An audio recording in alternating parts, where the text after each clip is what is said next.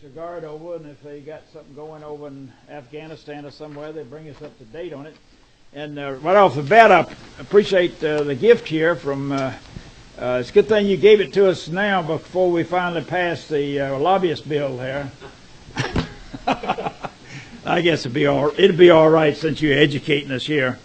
Appreciate that, sir. This is my good friend here. He's they tell me you're the longest serving public servant in the United States, 50 years or something. Is that correct? Well, I've been here since 1949 in this job, and I believe that's a little more than 50 years, isn't it? I'm in my 65th year. This is Commissioner Pete Wheeler, and his office is right across the street over here. And you can go over and visit him if you need to, and you can handle it by telephone. And this is his two able commissioners. And Mike Roby's a new one because he replaced a man. We went over and retired him last year. Yeah. Has anybody heard from him how he's doing? Doing great. Yeah, that's great. And they'll tell you how they divide up their jobs over there. I usually don't know what's going on. I just call whoever's name comes up first, and they always get me directed to the right place. But make yourself familiar with their phone numbers, and they love to help veterans just like we do, and that's what it's all about. That's what this committee is for, and is to stay in touch with the National Guard, the Georgia Defense Force, and the veterans group here. And he keeps us informed as he goes along throughout the year. They'll give us pamphlets from time to time, and they go throughout the state and put on called a supermarket. Supermarket of Veterans Benefits, where we get about 34 agencies, state, federal, and local together. And they had one in Griffin, my hometown, about 4 years ago. About that, yes. So I'm just going to turn it over to the commissioner and his two assistant commissioners, and y'all this. Maybe first we ought to introduce everybody here, and just as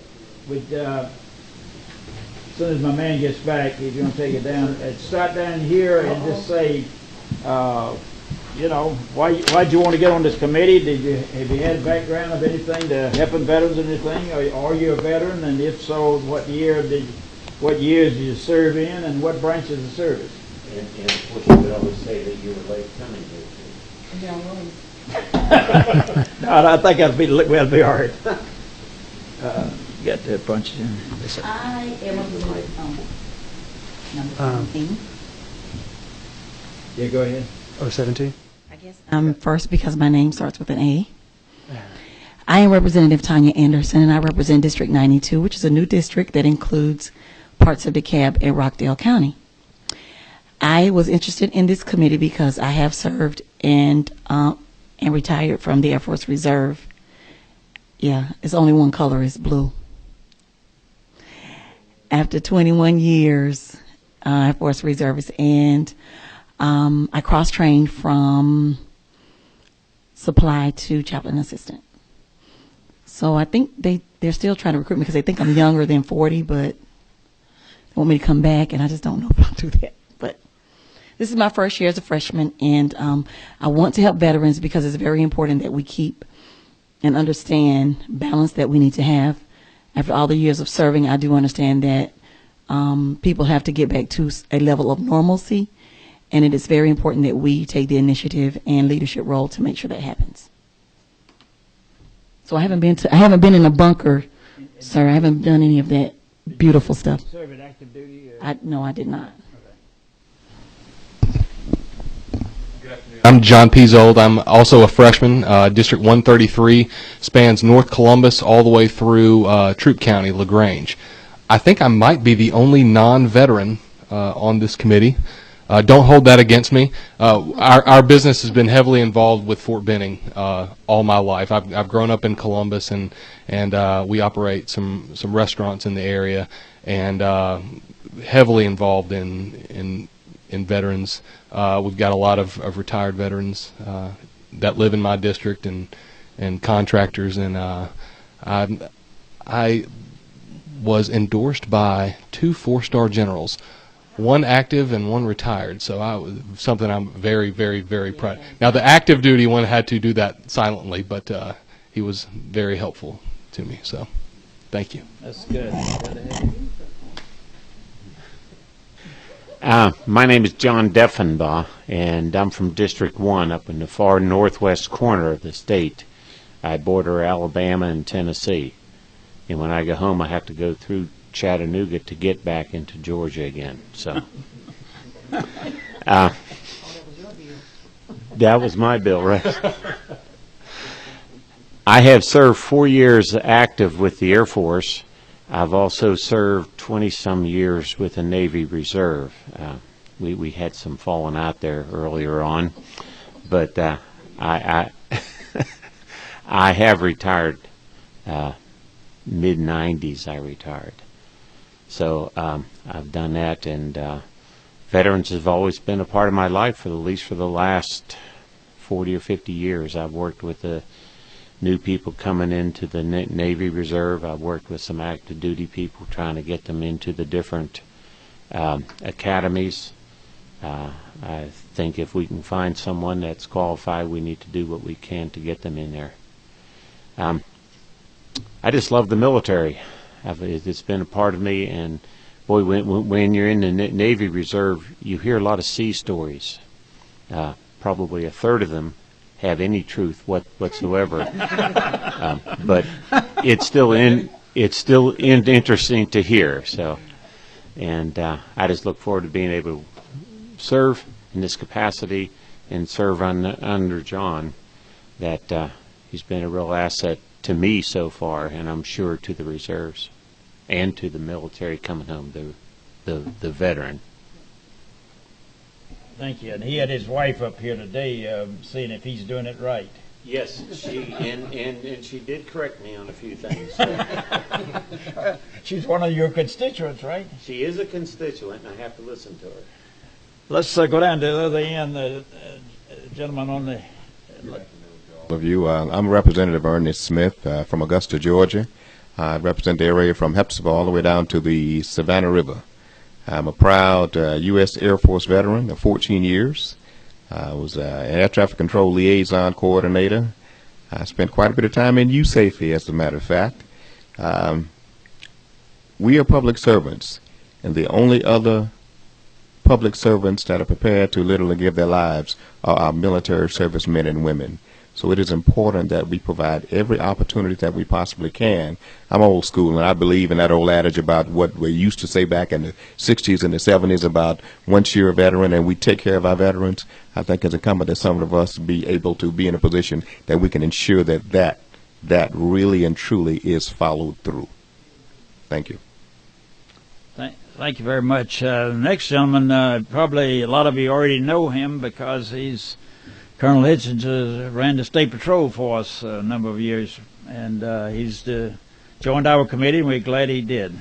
Well, I'm a freshman, too, even though I did spend 42 years. I told Mr. Wheeler ahead of time I hadn't neared his record of 60-some years in state government, but I did spend 42 years in state government. But prior to that, I served 4 years in the Marine Corps, served 13 months in Vietnam. I served in the Marine Corps Reserve until they moved my unit from Savannah to Jacksonville, and I couldn't affiliate. In the meantime, I taught some courses at the Naval Reserve Center in Savannah, where the Navy, the Coast Guard, and the Marine Corps were all located. And when I was going to have to get out, the commanding officer of the Coast Guard came to me and told me that if I would put in an inter-service transfer to the Coast Guard, that he would endorse it. And I ended up in the Coast Guard, where I spent up until 2000 and had another career there. But I'm a member of the American Legion, the Marine Corps League, the Reserve Officers Association of the United States, and I've just always been active in military affairs. I have 2 uncles and a cousin that graduated from the Naval Academy.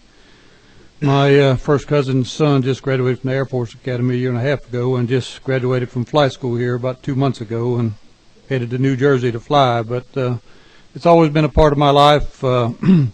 My father was in the Marine Corps, and when I was a youngster, we were stationed in Washington, D.C. for a little while, and as it turned out, my Little League baseball coach was a guy by the name of Lewis Walt. and he was going to the War College in Washington, D.C., and when I arrived in Vietnam, he was a lieutenant general and the commanding general for all the Marines, and I met with him one time, and we remembered each other, but I've just always been interested in military affairs, and, my best friend who joined the Marine Corps with me got killed 3 months before we came home, and I've always appreciated those who sacrificed, and 58,000 people died in Vietnam, and a lot of people I knew, and I just can't ever forget. I was the Homeland Security Director for a couple of years too before I went back to the State Patrol, and typically every time I'd go to D.C., which was about once a month, I'd always get the taxi driver to stop by the Vietnam Memorial and see my friends' names on there, and just pay a little homage for those who gave it all. But I wanted to be on this committee. I put that choice down. I wish we could do more for our veterans at the state level. It's very obvious to me that most of it is done at the federal level because of the military being primarily a federal organization. But I do have the 165th Air Command at Travis Field in my district, and I go down there for all their events on a regular basis, and I'm right adjacent to Hunter Army Airfield and Fort Stewart, and Parris Island right across the river, and I venture back and forth over there from time to time. Thank you, sir. This gentleman helps run the place here. Tell him your name and what you are up here for now. He don't have to run for office like the rest of us. Probably nobody would vote for me. Jason Cox. I work for the Legislative Budget Office, and is an aide, and I don't have any. I didn't serve in the military, but yeah. But my dad served in the Navy, and so I didn't have to move around much, but as a kid. But I hear it's a fine way to make a career and all that. And so my dad's a stand-up guy. So that's all I've got. Thank you very much. Well, I guess my ruptured duck here tells you something that the gentleman there said. When he first met me, he said, "Where's your ruptured duck?" And I said, "I guess I lost it somewhere after I left Augusta. They give you this when you World War II and you go home." Actually, mine was cloth, I think. They sew it on your uniform, and then they say retired or something so that you can't go around and act like you're a soldier, I guess. And anyway, I served 3 years and 3 months in the last World War II veteran, left in the legislature. Last time we celebrated 9 up here, including Speaker Murphy, who went to the Pacific. I shock people sometimes when I tell them that the World War II was fought mainly by draftees and National Guard, because there's far more of those divisions than there was regular Army, of course, and we've always been known as a citizen Army, you know. Actually, I was working at the Union Oil Company in California, had a wife and a baby on the way, and so I said, well, I already had 2 brothers in. I said, I think we're doing our part so far, and so it's best thing that ever happened to me. They were killing forward observers in the Philippines pretty fast at that time, so they picked me to, based on the IQ, I guess, to be a forward observer in the field artillery. And I was very disappointed because, they picked some guys who looked dumber than me and put them in the Army Air Corps, and I said, that don't look very good. But actually, people say you in the Air Corps, you in the Air Force. Well, the Air Force wasn't started till after the war, and the Army Air Corps and the Navy Air Corps and the Marine Air Corps were in World War II, and actually I was Army Aviation is what to call it, but I got it almost at the beginning. They are celebrating their 75th birthday this year. We were Piper Cubs, Aeronicas, and Taylorcraft, and fixed-wing aircraft, and I trained at the place where now they serve the new part of it. That's the helicopters. At the time I was down there, it was called Camp, and now it's Fort Rucker.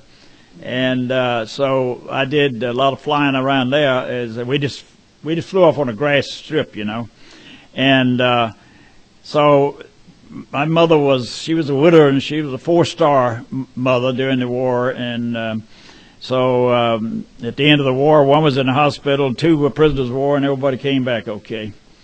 So I got into this, I guess, because the speaker knew I was last World War II veteran coming up, and so I got on this, and I got on a higher education subcommittee of appropriations so I could get all the people educated I could, because I never could have been an Army officer or manager at Ford Motor Company without a good high school education. And after I started hiring college graduates working for me, I said I better get me one of those pieces of paper, and I went to Georgia State 6 years at night and got a BBA. So, but I feel that I told all the people when they signed it, we signed up so many people that they couldn't put them all on here, Commissioner. And I said, well, we don't pass a lot of bills, but I think we have a lot of fun on that, dealing with the people who count, the veterans and the National Guard and the Defense Force. And so I've enjoyed working with these people because they have the same dedication we do. We did some good things. We doubled the size of the cemetery down in Millersville, didn't we? And that was all because I knew the right people up here, who is head of appropriation in the House and the Senate, and you can't get much better spot than that, I don't think. And what I wanted to do now that I wanted you to meet all of us so you know who you're talking to and everything when they call.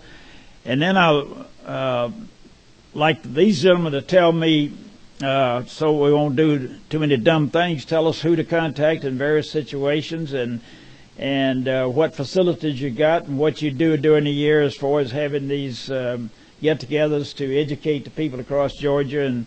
And I feel very fortunate because one of these gentlemen served us down in Griffin, my hometown. And I didn't know he had a big territory in addition to Griffin. I wouldn't have worked him so hard. But and then I worked closely with both these gentlemen on bills and everything. Last session we really had a lot going on. And I'd like you to tell us, about the nursing homes and the various things. And I backed the commissioner, and the other representative was back in the other side. And when I thought it's more important to listen to the commissioner, and he said we got a place down there that's like a country club, and I'd rather not have the money there. I'd rather have my places across the state that contact veterans and everything. So he can tell you more about that. But I just think that y'all can divide it up any way you want to and just tell us everything we need to know about y'all's operation and how we can work with y'all to help y'all. And you just identify yourself, and you want to speak first? Yes, sir, that'd be good. Okay. Thank you. Well, first of all, you mentioned several things there. If you're interested in World War II, during World War II, we had a Georgian who climbed up in the middle of Berlin and cut off the head of Adolf Hitler, and I have it over there with a Jewish bag over it in our office. Anytime you'd like to see him, he's there. Adolf Hitler's head was cut off in World War II. In the main part of Berlin, the larger-than-life statue, made out of bronze, of course. And down in Millersville, we have in our office down there the blouse that Mussolini had on when he was hung upside down with his mistress. In World War II, we have his blouse that he had on that day, that important day. It's good to be with you, and if you ever run over across the street over there, come by and I'll show you Adolf's head, and he'd be happy to see you. Mr. Chairman and members of the committee, as I said, my name is Pete Wheeler, and Commissioner of Veterans Affairs for the state of Georgia. My staff and I are pleased to be with you this afternoon to provide you an overview of our Department of State Government. Our primary mission is to assist Georgia veterans obtaining the federal and state benefits they earn through their service in the armed forces of our nation. No veteran's benefit is automatic. The veterans must first know about the benefit and then apply for it in order to receive it, and that's what we help them do. There are over 773,000 veterans residing in Georgia who our department serves. Back in 2011, over $2,100,000 in VA compensation and pension benefits were brought into Georgia's economy through payments to veterans in our state. Much of these benefits were obtained through the efforts of our field service officers across the state. Our second mission is the operation of the War Veterans Homes for those veterans who served our nation during time of war. We operate 2 of these homes. One is located in Augusta and the other in Milledgeville. Currently, we have 166 veteran patients in the Augusta home and 227 veterans patients in the Milledgeville home. Our 2 state veterans cemeteries are located in Glenville, which is near Fort Stewart, near Savannah, and Milledgeville. They provide perpetual memorials to Georgia veterans regardless of their time in service to our country, retired reservists, and National Guardsmen and their spouses. Currently, we have 506 interments at the Glenville Cemetery and 1,959 at the one in Milledgeville. In short, our mission is to serve those who have served. And at this time, I want to present to you, before I do, I want to thank all of you for the support we've received from this committee throughout the years and the opportunity to present our way, our background, who we are, and what we do and how we do it. Our presentation for you today will be made by our 2 assistant commissioners, Mr. Dan Holtz and Mr. Mike Roby. Mr. Holtz will begin our presentation. Mike? Dan? Thank you, Commissioner. I did bring a PowerPoint with me so we can kind of go with it. And you've got a copy of it in the handout Okay. we presented to you. So it's hard to see up there while you can look at it and what's in the packet. This is a presentation that we put together to give to people to give some background on who we are, what we do, how we do it, and so on. As Commissioner Wheeler indicated, our mission is to serve those who have served. And our efforts are to focus on the 773,000 plus veterans in the state of Georgia. They are our primary mission. Many of them come into our field service offices, and we'll talk more about that in just a moment, to receive assistance in filing for benefits with the U.S. Department of Veterans Affairs. Just by way of comparison, we looked at states that are similar in size in terms of veteran population.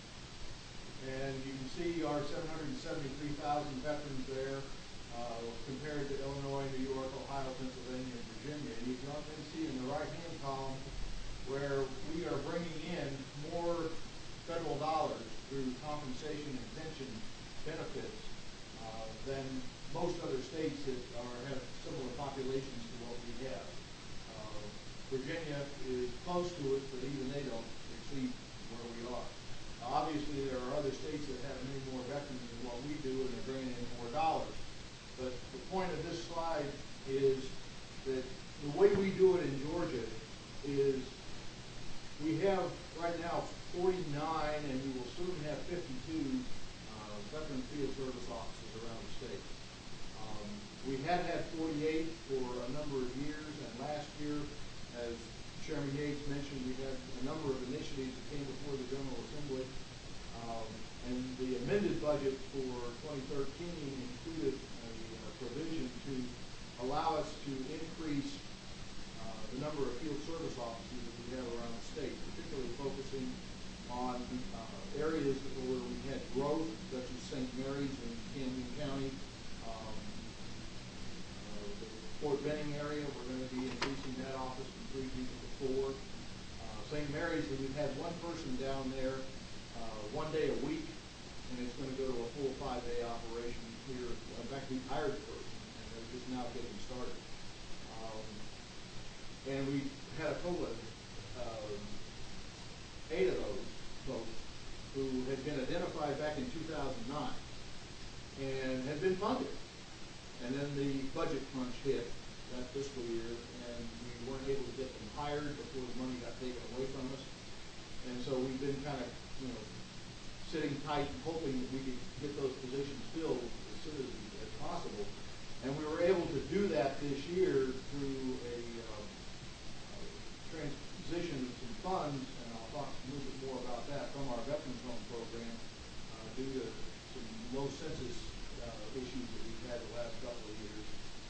And so we've been able to fund those 8 positions. We also had 2 positions in our claims division that were sitting there in the same situation. And so those 2 positions were funded. And then we asked for permission to put offices in Cobb, Fulton, Southwest Fulton, and Gwinnett County. We have an office across the street in Twin Towers, so that technically, we've got an office in Fulton County.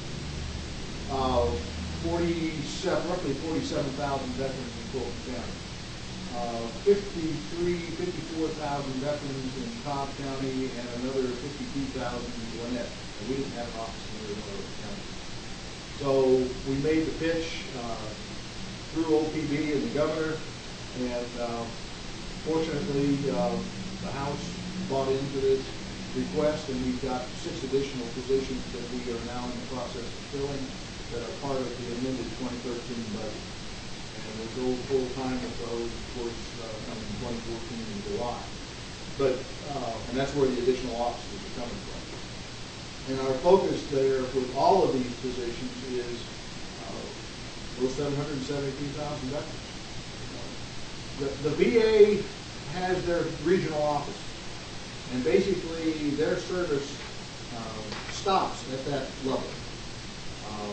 Veterans who live out in the rural parts of the state, unless they can find a service officer someplace, maybe with the American Legion or the VFW, or in terms of our department, where we have these offices across the state to provide assistance to them, they've got to come up to Atlanta and work their way through the regional office over in Decatur. And if any of you have been over there, and I'm not sure, Chairman Yates, if you have, but yeah. It is, okay, you know what I'm about to say.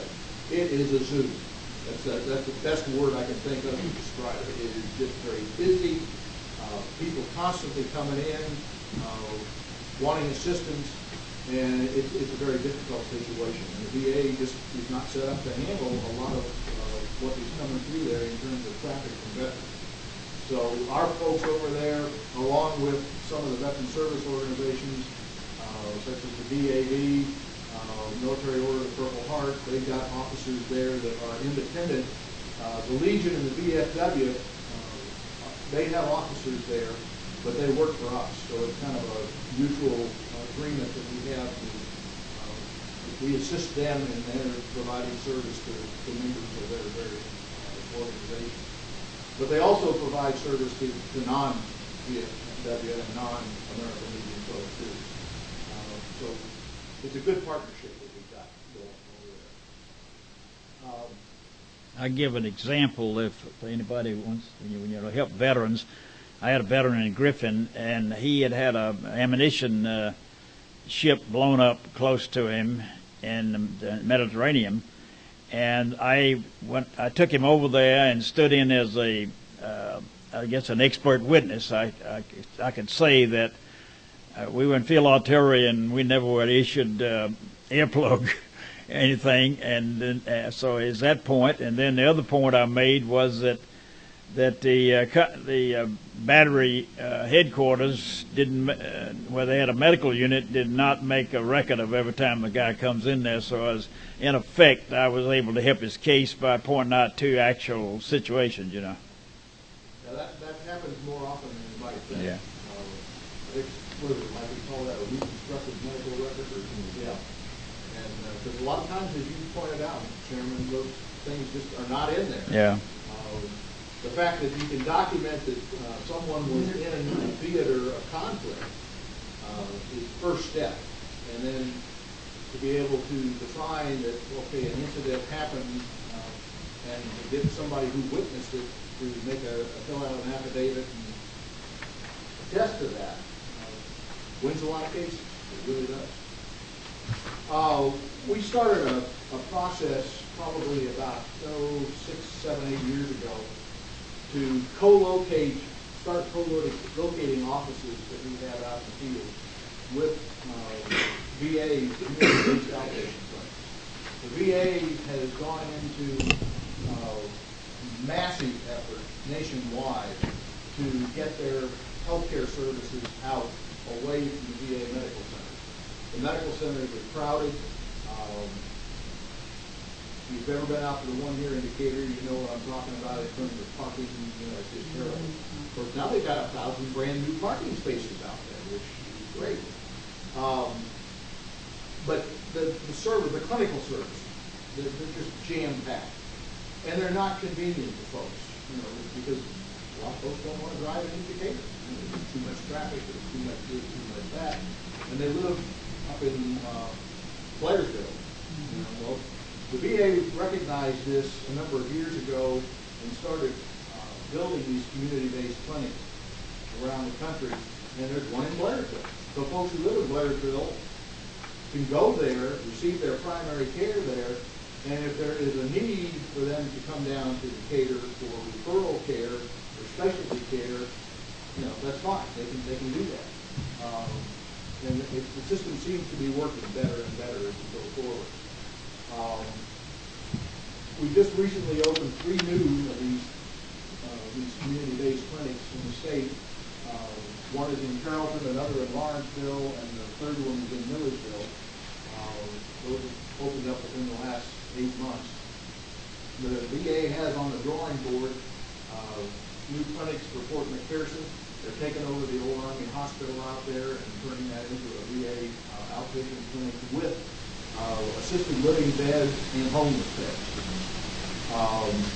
Hinesville, which is down in the Fort Stewart area, they're in the process of, they've just broken ground for a new community-based clinic down there.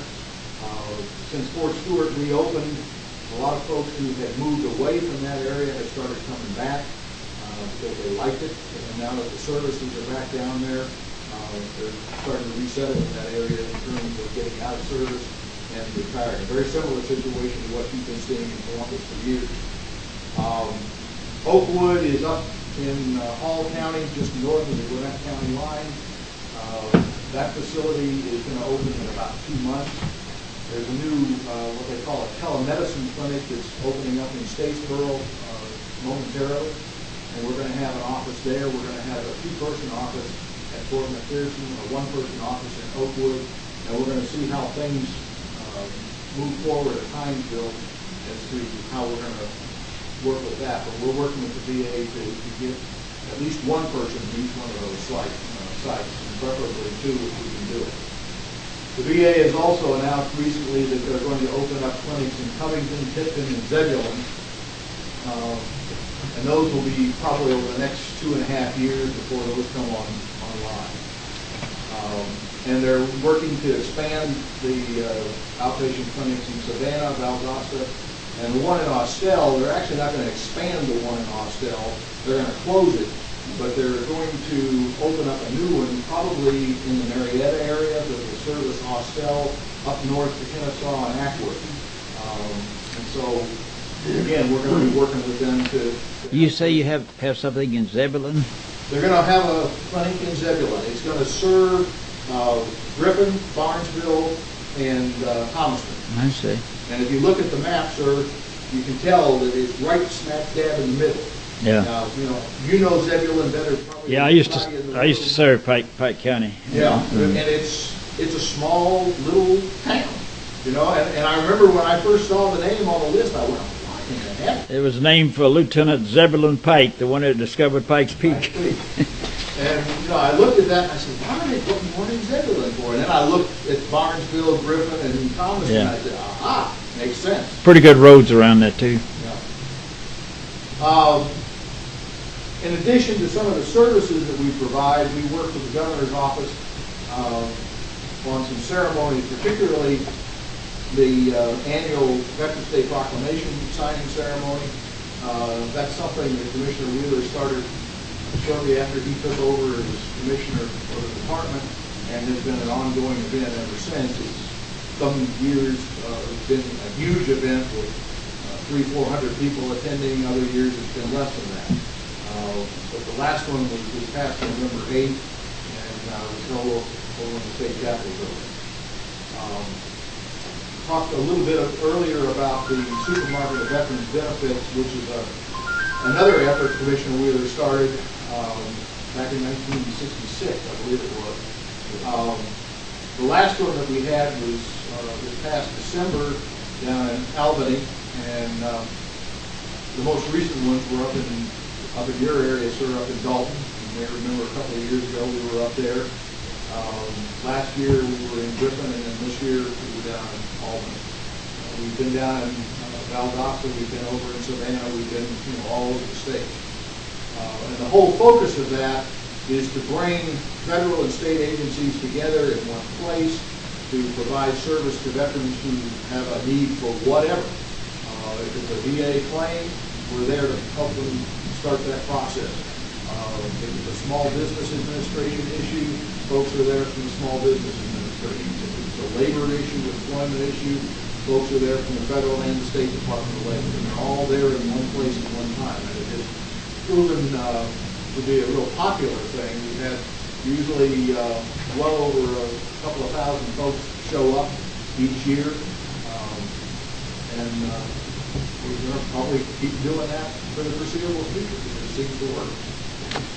It's a starting point. It's an entry into the system. Mm-hmm. And one of the things that we make sure is that the people who attend know that they can go and do follow-up assistance through our local field service offices too. So that we may not get everything accomplished that day, but if there's a need for additional information or follow-on, we're certainly available to do that through our field service offices around the state.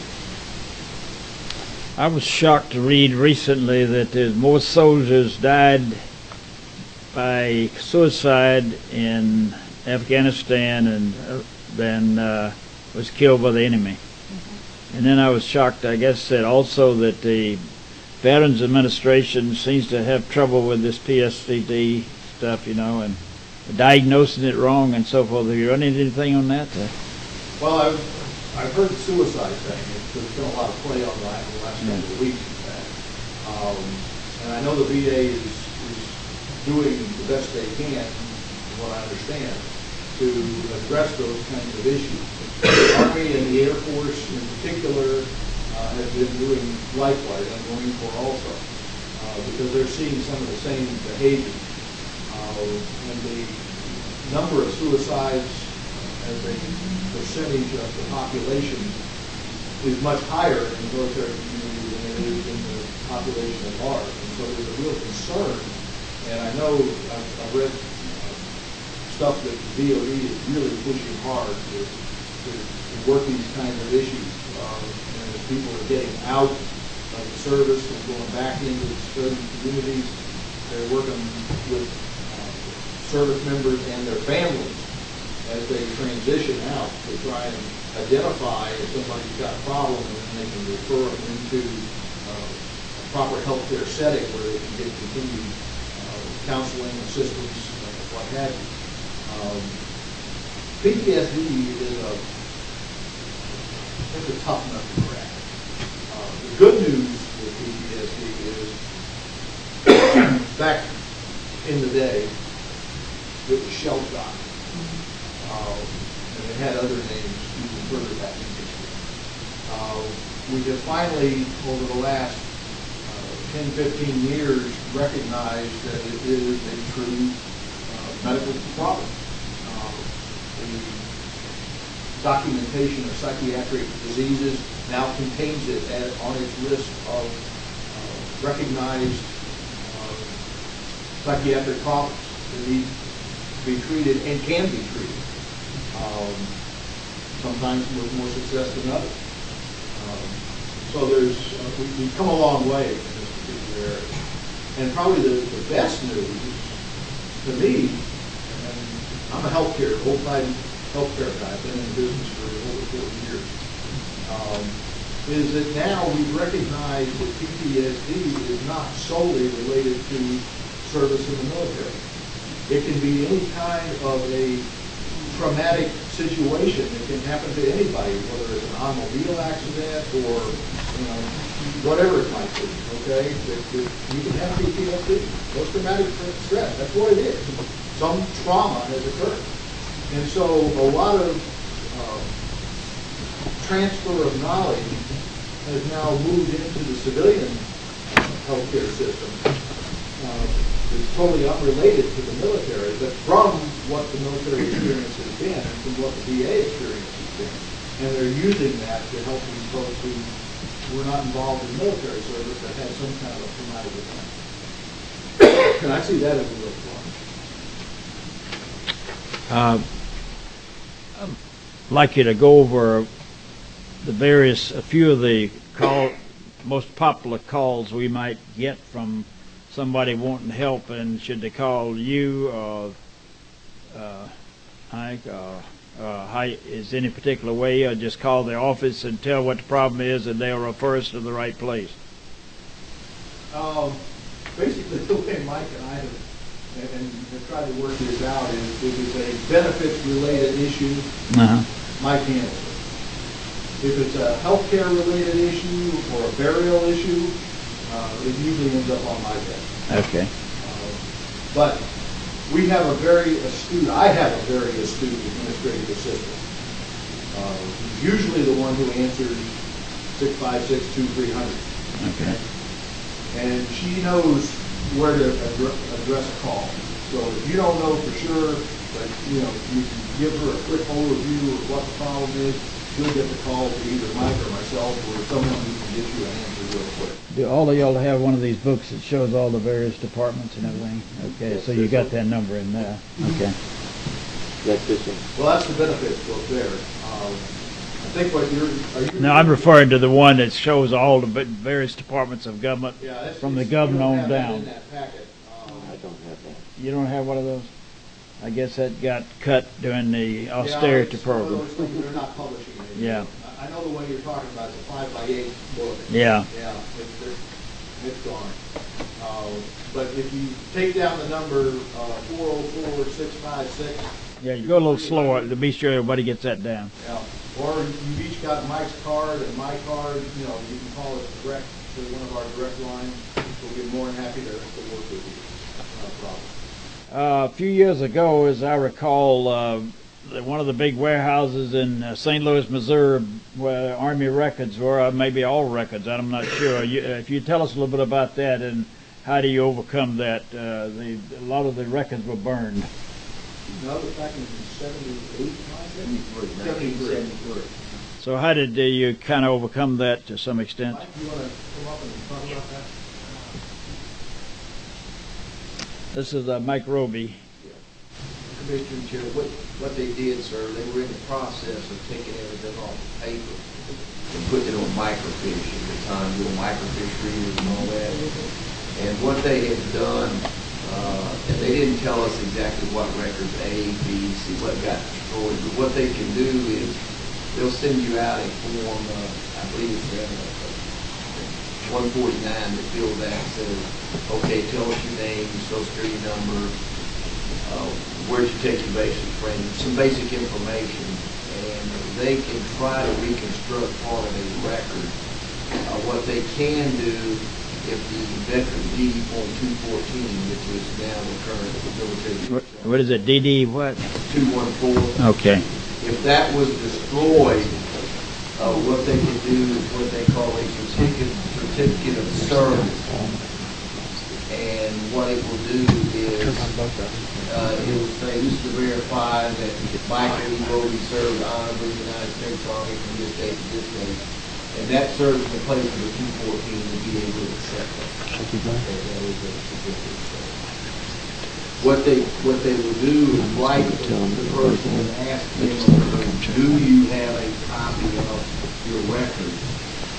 And they encourage the veteran to send that to them if they do in fact still have a copy, that they will try to instruct the veteran. Okay.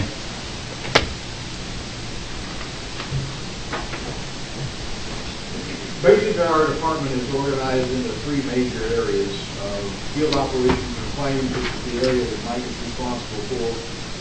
Administration, health, and memorial, which is my area, and then our public information function. So those are the three main areas that we operate with. If you look at that map, you can see a bunch of little dots, and they all represent where our field officers are located. So they're scattered all over the state. What's the average mileage that somebody would have to travel? Mike, what do you think it is? Chairman, I would 20 miles. 40? 20. 20. Oh, 20. 25, yes, That's sir. not bad at all. Yes, sir. They go as far north as Blairsville, Georgia, as far south as St. Mary. The 40 miles. Okay. Is any, are you ready for questions, or you got something else you want I've to? still got some more. Oh, yeah, go ahead and finish. Yeah. Trying to work through it as quick as I can. Yeah, go ahead. This is an example of one of our field offices. It's located at the home in Augusta. You've probably at least seen it. I have. Beverly Lloyd is our manager there, and doing a super job. We have an office across the street from that facility also, which I'll talk about in a second. This is the medical center in Atlanta, or actually Decatur, and we've got an office there. Marilyn Ferguson, who's shown here, just recently retired, and he has been the manager there for a number of years, but that's a two-person office, and it's right there in the medical center. And the purpose of that is to provide assistance to those who are there getting health care. Then we do have the same configuration over at Charlie Norwood in Augusta. We've got a one-person office there, but that's one of the offices that's being plussed up by one, so we'll have two there. Probably by this summer. We've got a space issue that we're working out with the director of the medical center at this time, and we hope to have that resolved probably in June or July, and we'll be able to have the two people located there. We also have a two-person office down at Dublin at the Carl Vinson Medical Center, and they again provide assistance to the community as well as to the patients that are there at the VA. What do you advise a person? Call VA first, you first? How does it? For benefits? Yeah. I would say we would advise them to call us. Okay. Because we're the ones who are strategically located around the state, and we can provide the assistance. If somebody calls up to our office in Atlanta, usually the first question that the receptionist asks them is, where are you located? And they'll give them the location of the nearest office to them so that they can go and be assisted there rather than for us to try and handle it by telephone. Face-to-face is always better. And the same thing is true with the VA, because unless the person actually comes up and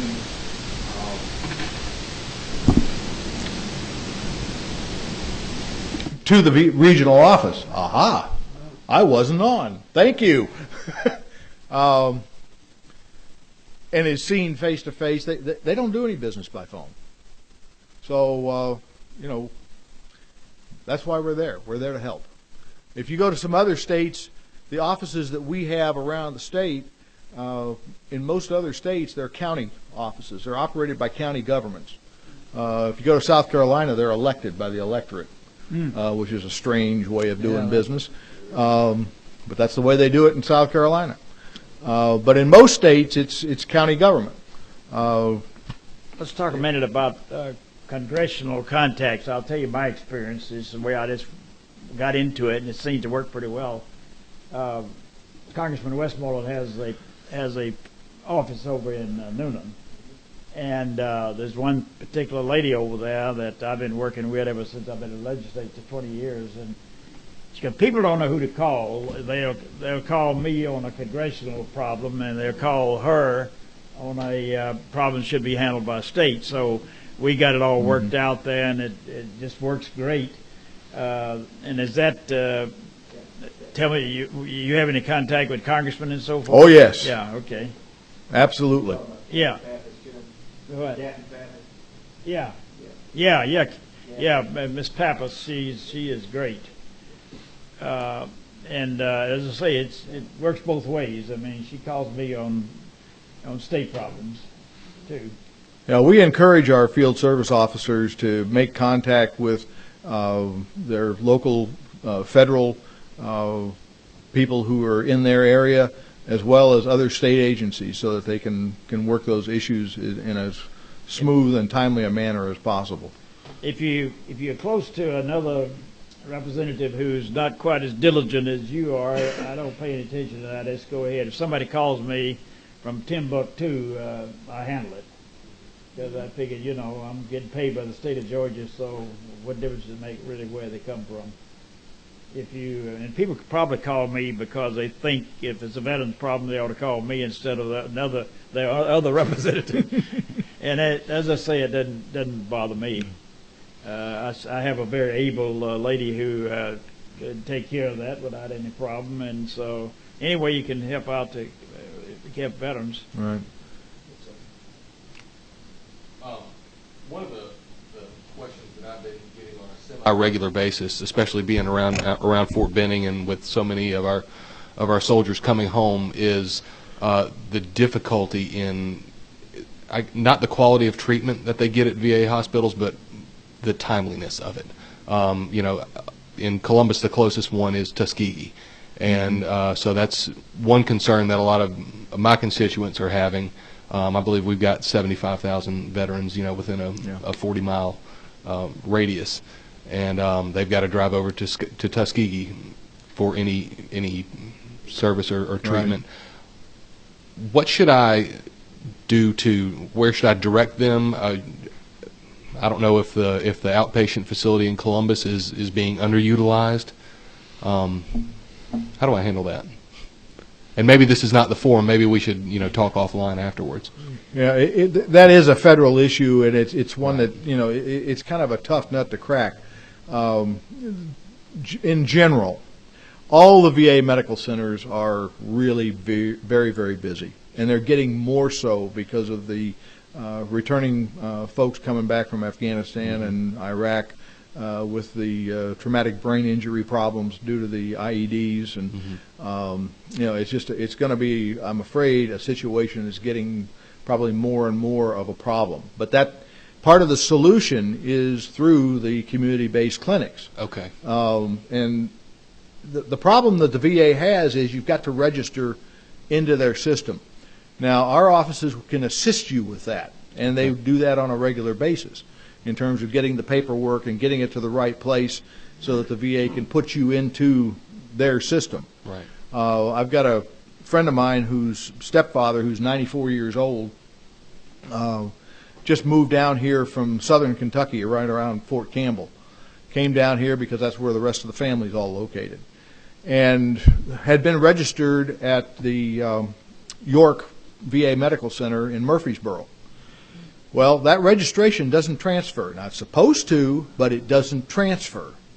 So he is having to re-register to get into either Trinca Davis in Carrollton, the CBOC in Noonan, or the one in Austell. And unfortunately, it takes time. Do we know if the outpatient centers are being properly utilized? I would say, in general, on a whole, the answer to that is yes. Okay. They all seem to be very busy. They seem to be well staffed. They've had some staffing issues over the last couple of years, but they seem to have worked through that.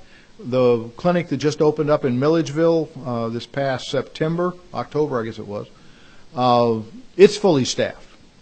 And it's staffed out of Dublin. And of all the VA medical centers in the state, that's the one that has the hardest problem getting staffing because it's located in the rural part of the state.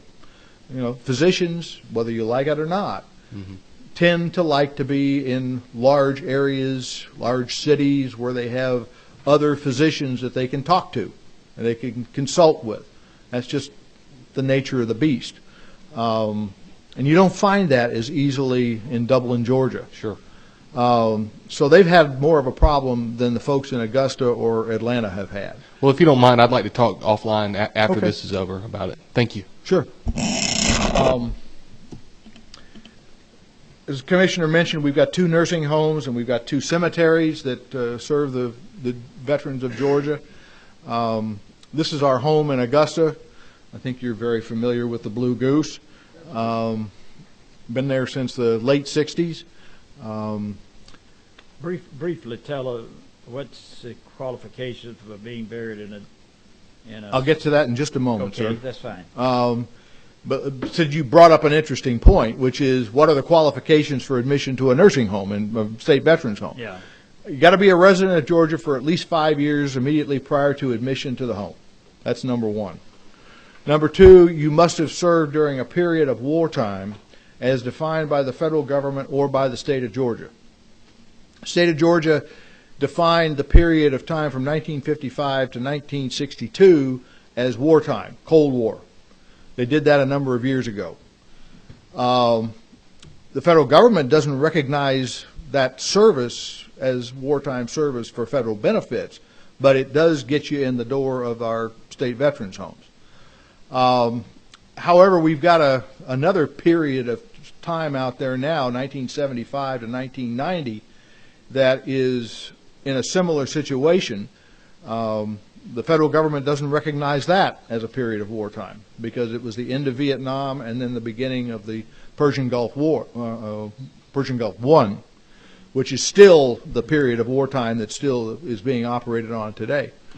So you got that 15-year period in there, and right now, at some point in time, or probably in the next 15, 20 years, we're going to see eligible folks drop because they served only during that 15-year period. Unless they served a little bit in the front end at Vietnam or a little bit at the back end or down the road with Persian Gulf I, they're going to be unable to get into the veterans homes based on current state law. So this is our home in Milledgeville. It's a 18-acre campus. We've got 4 buildings down there that right now we have patients in 3 of them. Due to the budget reduction situation that occurred several years ago, we ended up having to cut back on the number of available beds, and the Vinson building was the one that unfortunately took the hit, and that's the one that is just kind of right above the center of the big X building, which is the Pete Wheeler building. And right now that building is awaiting some funding from OPB. Since OPB's got a representative here, I thought I'd yank her on her chain. To get us some repairs in that building, we've got some water issues before we can put patients back in there. But the Wood building is the one that's in the upper left. The Russell building is the one that's in the upper right. The Wheeler building, which is the big X building. In the lower left-hand wing is where the VA community clinic is located. That's A wing. The upper right wing, we've got, and you can kind of see the roof of it over there if you look carefully, a new Alzheimer's unit that just opened up this past fall. And we've got 24 patients in there. The original Alzheimer's unit is in that wing that's up to the northwest there in the picture. Actually, it's the southeast. Or northeast, excuse me. And that right now is vacant, and we're going to renovate that area and bring it back into full modernization, if you will. So we've got at that facility 227 patients right now.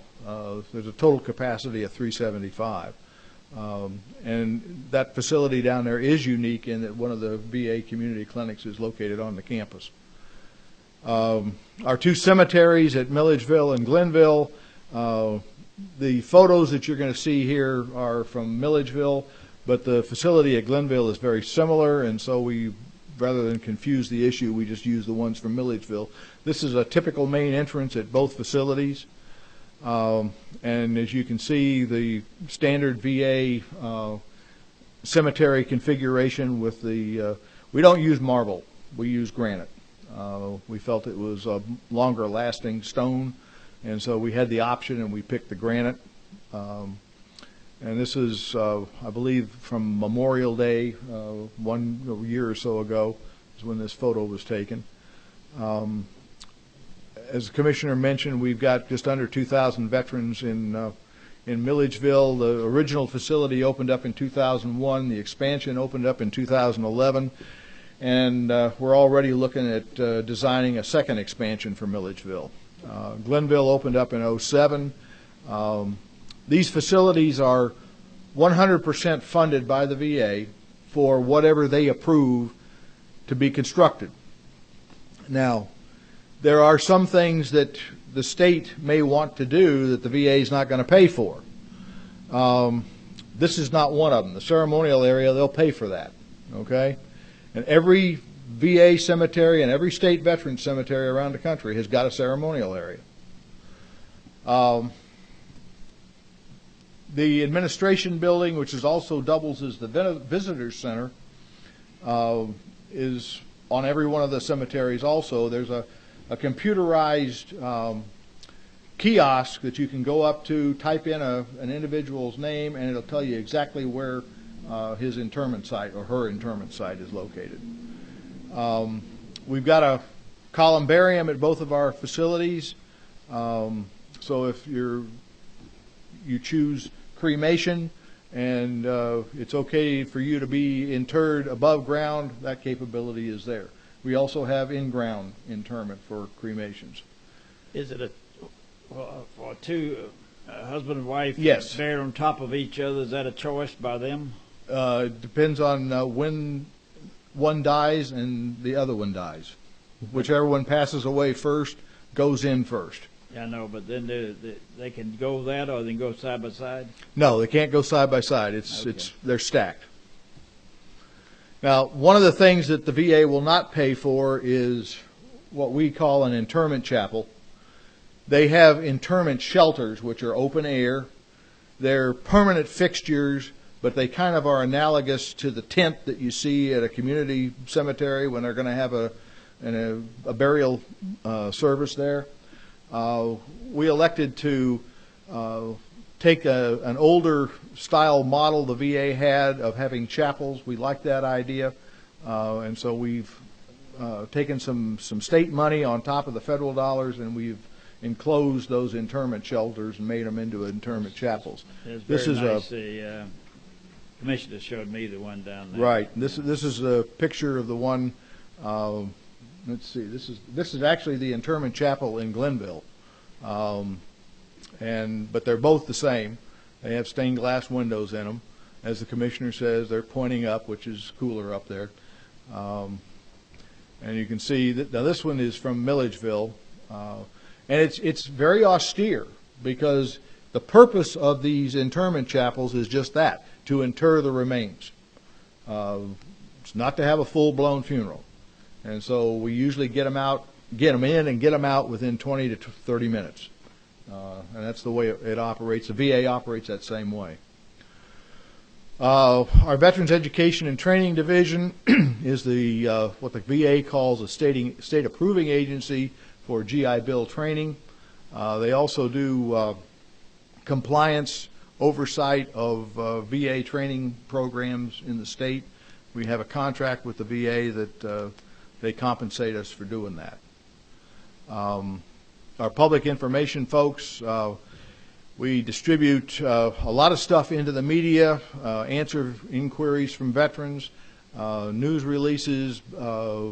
We publish an annual report that talks about all the things that we've done during the past 12-month period, and assisting veterans with information to help them do what they need to do in terms of their claims. We've got a website, we've got a Facebook account, we've got a Twitter account. That seems to be the way to go for the future in terms of communication. So we are trying to keep up with the latest and greatest ways of communication. Because our whole purpose is, as Commissioner Wheeler alluded, if you don't know about a benefit, you can't apply for it. And you got to apply for it in order to get it. So we try to keep everybody informed. This is kind of what our website looks like. And again, we're here to serve and take any questions. Mike, do you want to? Mike, do you want to cover anything else? Well, I'd like to just for just a minute, sir. Thank you, Dan. Chairman and committee members, as Chairman Yates said, my name is Mike Roby. I'm a retired Sergeant Major, regular Army, 23 years. I come from a military family. I am a military brat. My father is a retired Sergeant Major. My oldest brother is retired First Sergeant. Of course, I went out as a Sergeant Major. My brother next to me went out as a Major. And the baby brother went out as an E4. So we give 107 years to this country. That's why veterans are very near and dear to my heart. Chairman, you and I have, as of 1 April, be 19 years serving together. As mentioned earlier, I am the new guy on the block in this capacity. Tom Cook retired. Commissioner promoted me to assistant commissioner. And I'm responsible for the field operations and claims division, and also as the legislative liaison for the department, along with Dan Holtz. In the field operations and claims division, responsible for the 49 field offices for their day-to-day operation. In the department right now, we roughly have 142 employees. 102 of those employees are located in the field. So we make up the majority of the department. Besides the field offices, we have a 15-member staff inside the Veterans Administration called our Claims Division. And they are our go-to folks if we have I call it a challenge. We can go to in what building is that? Sir, that's located inside the Veterans Administration at 1700 Claremont Road in Decatur. Okay. Yes, sir. They're state employees. They're our go-to folks. Instead of us getting on the phone and waiting a long time on the 1-800 number, we can call one of those 15. They'll pick up the information, run with it, and get an answer back to myself or one of the people out of the 49 field offices. In addition, as the commissioner mentioned, the supermarket, the proclamation ceremony, and also we used to have at the service officer school our annual training. That falls underneath the field operation and claims division. But we're here, sir, to serve the veterans. We take a lot of pride in that. We do stay awfully busy out in the field, and sir, it's an honor and a privilege to be here today. And I'll take any. If you have any questions, anybody, when it comes to, as Dan said earlier, benefits.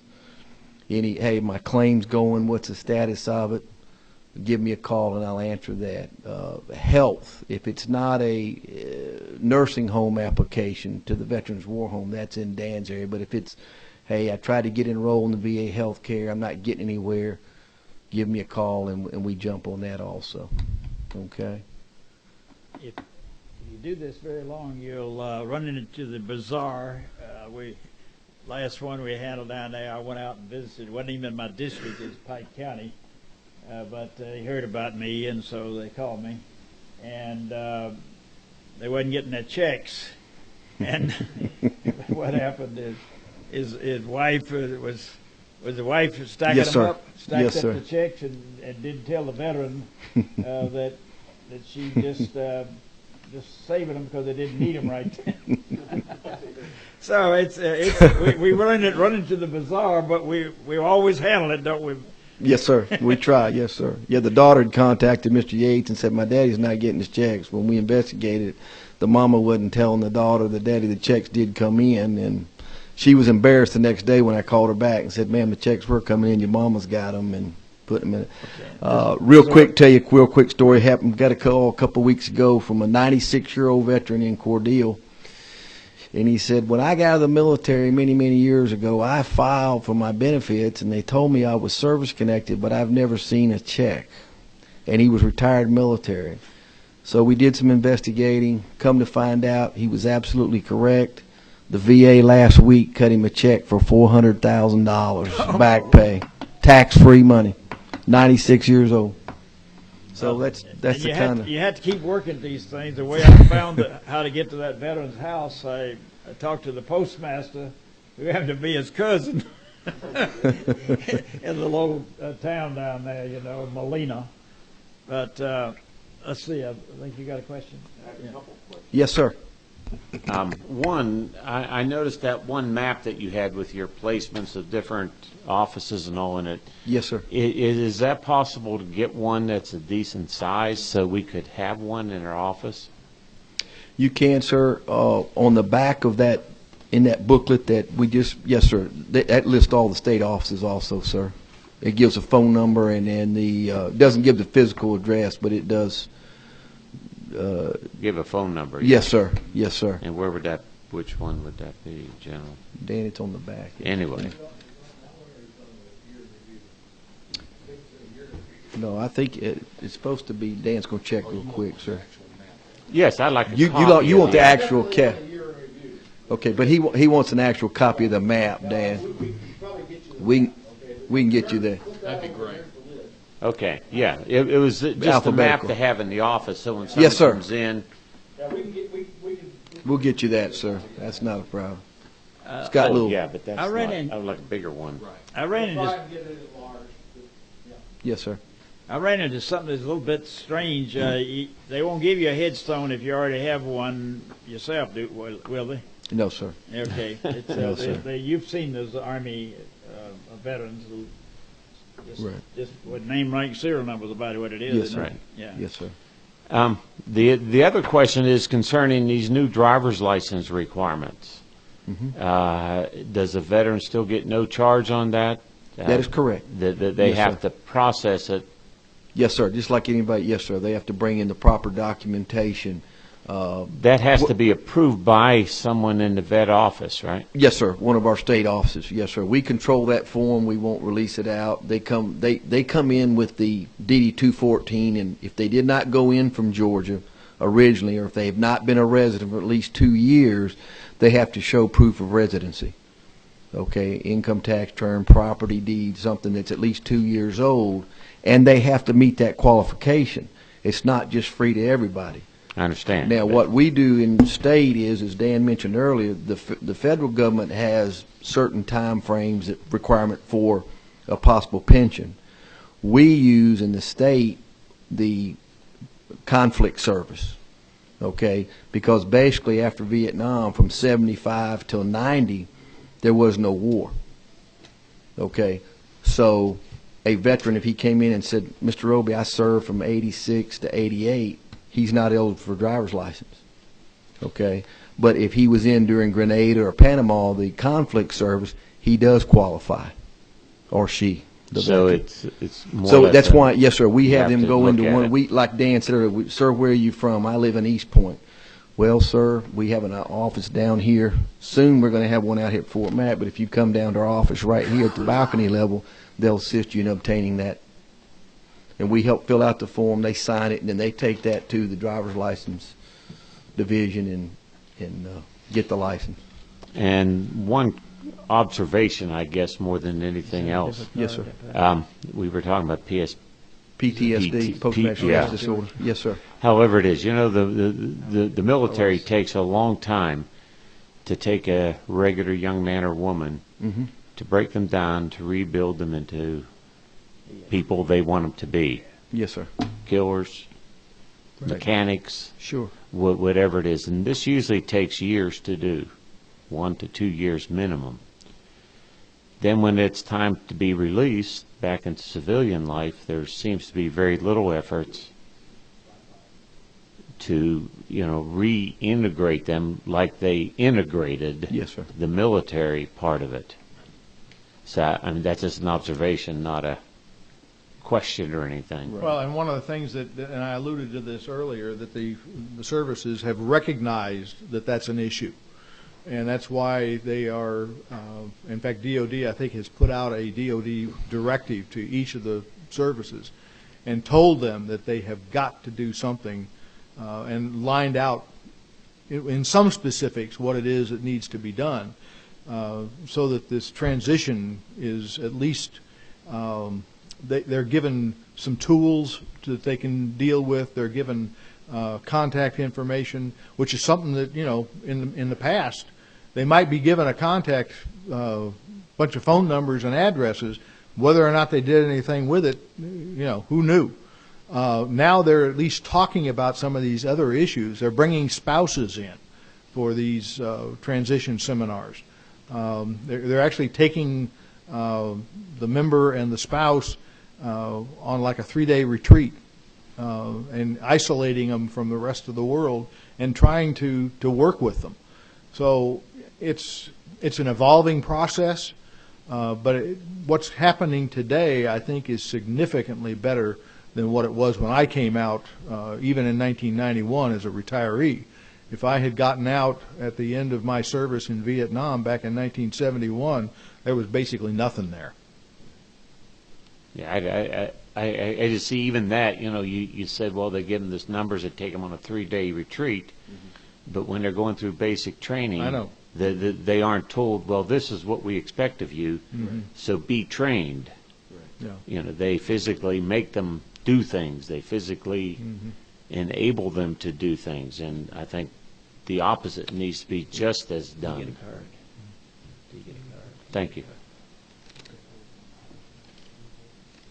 Did you get a card? You got it. Everybody get a card? I got a card. Okay. Who got a card? We'll give these back to you then. One last question for me is, do we have a policy on funerals like buglers and so forth? I mean, I know if you're retired from the Navy, from the military and everything is pretty well covered, isn't it? Or is it otherwise? I've seen American Legion, VFW, and everything else. Do you have a policy on that? Are you talking about our cemeteries, or are you talking about funerals for veterans in general? Either one. Veterans. Mr. Yates, the first priority, sir, according to the information that I received, is, of course, the first priority goes to an active duty service member. And who does that? The Department of Defense works with the local funeral directors, and they will schedule, if there is not an active duty person that passed, then the next one, of course, goes to, the second priority is a military retiree. And then the third is, of course, a veteran itself. And if anybody that serves gets an American flag, I guess. Gets a flag and a marker, and with an honorable discharge. Yeah, okay. They have to have an honorable discharge. They're entitled to a free marker and a flag. Yes, sir. Okay. They will produce that. Right, Well, and of course a certificate. We really do appreciate this, and I Yes, sir. thought it'd be good for y'all to know us, and we know you, and because we're all in for one thing, and that is what we can do for the veterans and their families. And I just think you all do a great job, and it's a pleasure working with you all year, and I hope that you all find us the same cooperative way. Thank you, sir. Thank you all. Mr. Commissioner, you always put on a good show. Thank you, sir. And I can't think of a better group to perform this show before. I know the boss, that's probably Mary or somebody. We do okay? Thank you, sir. Okay. Hey, this other one left. He said he wanted to call me out, so I don't know what's happening with Dustin. Thank you, sir. They're rare and far between. True friends.